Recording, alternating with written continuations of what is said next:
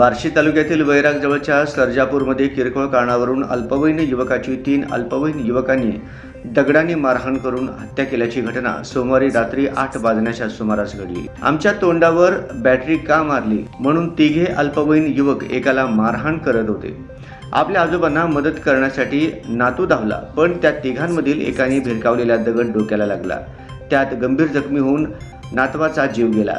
याबाबत अल्पवयीन युवकाच्या विरोधात गुन्हा दाखल करण्यात आला आहे। याबाबत मयताचा पिता अमर अन्सर पाटील वय 38 धंदा शेती राहणार सर्जापूर यांनी दिलेल्या फिर्यादीनुसार त्यांचे चुलते शाहीर व अकबर पाटील यांचे गावालगत वडिलोपार्जित शेती व घर आहे। दिनांक 21 एप्रिल रोजी रात्री 8 ते 8:30च्या दरम्यान त्यांना बहीण सानियाने अमर पाटील यांचा मुलगा इम्रानला अज्ञात व्यक्तींनी मारहाण केल्यामुळे तो दशरथ डोळसे यांच्या घरासमोर रस्त्यावर रक्ताच्या थारोळ्यात पडला असल्याचे सांगितले।